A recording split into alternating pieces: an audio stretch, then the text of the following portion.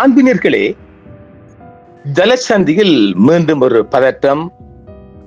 மழை விட்டாலும் தூவானம் விடுவதில்லை போன்று அமெரிக்காவும் ஈரானும் மீண்டும் ஒரு அமைதி நிலை எட்டும் நிலையில் மீண்டும் ஒரு மிகப்பெரிய, இன்று வெள்ளிக்கிழமை காலை செய்தியாக மிகப்பெரிய போர் பதட்டம் அங்கு நிலவுகிறது.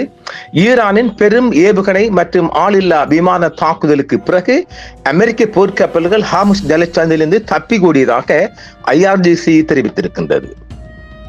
ஈரானின் பெரும் ஏவுகணை மற்றும் ஆளில்லா விமான தாக்குதலுக்கு பிறகு அமெரிக்க போர்க்கப்பல்கள் ஹார்முஸ் ஜலசந்தியிலிருந்து தப்பிவிட்டதாகவும் ஈரான் தெரிவித்திருக்கின்றது.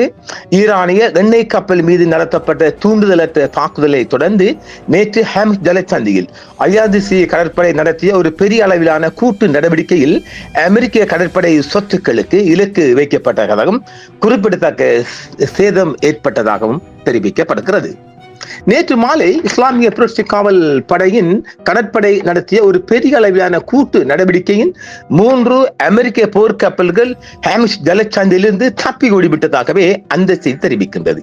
இதனால் அமெரிக்க கடற்படை இலக்கு போர்க்கப்பல்களுக்கு குறிப்பிடத்தக்க சேதம் ஏற்பட்டு அங்கிருந்து அதை தப்பிவிட்டதாகவே சொல்லப்படுகிறது. ஒரு அறிக்கையில் IRGC கடற்படை தளபதி அமெரிக்க இராணுவத்தின் 2 ஆத்திரமூட்டும் நடவடிக்கைகளுக்கு பதிலடியாக இந்த நடவடிக்கை தொடங்கப்பட்டதாக குறிப்பிட்டார். முதலாவது ஜாஸ்க் துறைமுகத்திலிருந்து அதற்கு அருகில் ஒரு ஈரானிய எண்ணெய் கப்பல் மீது தாக்குதல் நடத்திய போர் நிறுத்தத்தை மீறியது என்றும், இதை தொடர்ந்து தெளிவான எச்சரிக்கைகள் விடுக்கப்பட்டிருந்த போதிலும் அமெரிக்க கடற்படையின் போர்க்கப்பல்கள் மூலோபாய முக்கியத்துவம் வாய்ந்த ஹார்முஸ் ஜலசந்தியை நோக்கி நெருங்கியது. தளபதிகளின் கூற்றுப்படி அமெரிக்க இராணுவத்தின் இந்த அத்துமீறிய செயலுக்கு ஈரானிய படைகள் மிகவும் விரிவான மற்றும் துல்லியமான ஒருங்கிணைந்த நடவடிக்கைகள் மூலம் பதிலளித்ததாக தெரிவிக்கப்படுகிறது. இந்த பதிலடி நடவடிக்கையில் கப்பல் எதிர்ப்பு பாலிஸ்டிக் ஏவுகணைகள், கப்பல் எதிர்ப்பு குரூஸ் ஏவுகணைகள் மற்றும் அழிக்கும் ட்ரோன்கள் உள்ளிட்ட பல்வேறு மேம்பட்ட ஆயுதங்கள் பயன்படுத்தப்பட்டிருக்கின்றது.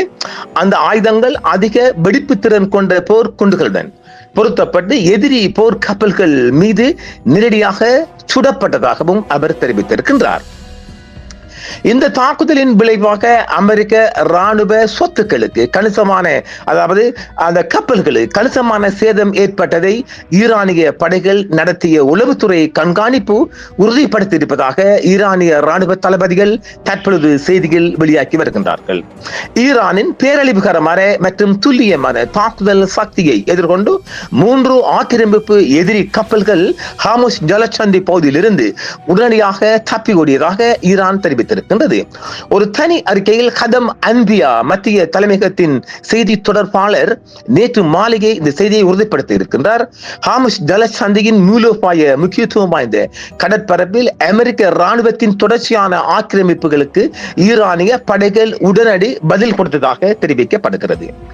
ஆக்கிரமிப்பு, பயங்கரவாத மற்றும் சட்டவிரோத இராணுவ நடவடிக்கைகள் மற்றும் அமெரிக்க இராணுவ போர் நிறுத்தத்தை மீறி ஒரு ஈரானிய எண்ணெய் கப்பலை தாக்கியது என்று ஈரானிய அதிகாரி இப்ராஹிம் லோஸ்ஹாரி தெரிவித்திருக்கின்றார். குற்றவியல் மற்றும் ஆக்கிரமிப்பு அது அமெரிக்காவும் அதன் கூட்டாளிகளும் ஈரான் இஸ்லாமிய குடியரசு மீது கடந்த காலங்களில் செய்தது போலவே எந்த ஒரு ஆக்கிரமிப்பு அல்லது மீறல் செயல்களுக்கும் சக்தி வாய்ந்ததாகவும் சிறிதும் தயக்கமின்றியும் ஒரு நசுக்கும் பதிலடியை கொடுக்கும் என்பதை அங்கீகரிக்க வேண்டும் என்று அந்த செய்தி தொடர்பாளர் தெரிவித்திருக்கின்றார்.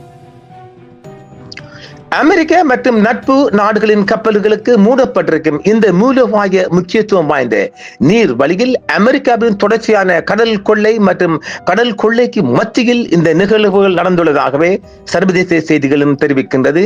ஆக மீண்டும் ஒரு பதட்டமும் ஒரு உச்சகட்டமும் வந்திருப்பதாக பார்க்கப்படுகின்றது. தொடர்ச்சியான செய்திகள் வருகின்றது. பார்ப்போம் அடுத்து 2 மணி நேரம் கடந்து. என்றும் உங்களுடன் சன்ரைஸ் இந்தியா டிவி சப்ஸ்கிரைப் பண்ணுங்கள், பெல் பட்டனையும் கிளிக் செய்யுங்கள். உங்கள் ஆதரவே எங்கள் சேவை. ஆதரவு தாருங்கள், அரவணைப்போம். மறக்காம சர்ப்ரைஸ் பண்ணுங்க. தேங்க்யூ.